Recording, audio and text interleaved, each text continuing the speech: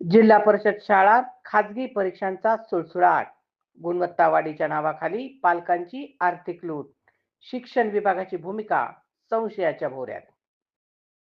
जिल्हा परिषद शाळांमध्ये सध्या खाजगी परीक्षांचे पेव फुटल्याचे चित्र दिसून येत आहे. स्पर्धा परीक्षा, सराव चाचण्या आणि विद्यार्थ्यांची गुणवत्ता वाढवण्याचे कारण पुढे करून काही शिक्षकांकडून खाजगी परीक्षांचा उद्योग सुरू असल्याचा आरोप पालकांकडून होत आहे. या प्रकारामुळे सर्वसामान्य पालकांची आर्थिक पिळवणूक होत असल्याचे वास्तव समोर येत आहे. महत्वाचे म्हणजे शिष्यवृत्ती परीक्षांचे शुल्क आधीच जिल्हा परिषद सेसमधून भरले जाते. असे असताना खाजगी परीक्षांच्या नावाखाली विद्यार्थ्यांकडून वेगळी फी आकारली जात असल्याने संभ्रम निर्माण झाला आहे. या खाजगी परीक्षांना नेमकी परवानगी कुणाची आणि शिक्षण विभागातील कोणत्या अधिकाऱ्याचे पाठबळ या परीक्षांना आहे, असा थेट सवाल आता उपस्थित केला जात आहे. रविवारी झालेल्या एका खाजगी परीक्षेदरम्यान मोठा गोंधळ उडाल्याची घटना घडली. परिस्थिती इतकी बिघडली की एका परीक्षा केंद्रावरील परीक्षा रद्द करण्याची वेळ आयोजकांवर आली. या घटनेनंतर संतप्त पालकांनी परीक्षा आयोजकांसह शिक्षण विभागावर तीव्र नाराजी व्यक्त केली.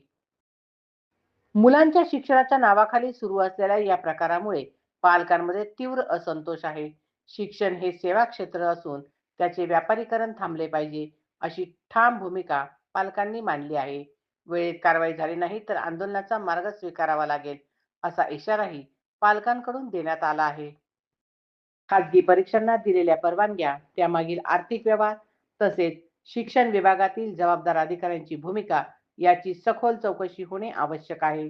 दोषी शिक्षक, आयोजक आणि त्यांना पाठबळ देणाऱ्यांवर कठोर कारवाई झाल्याशिवाय हा प्रकार थांबणार नाही, अशी भावना पालक आणि शिक्षण प्रेमींमधून व्यक्त होत आहे.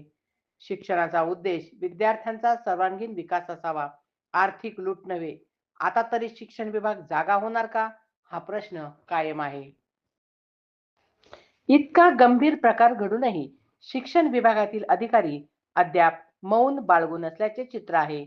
कोणतीही ठोस कारवाई न झाल्याने संशय अधिक बळावत आहे.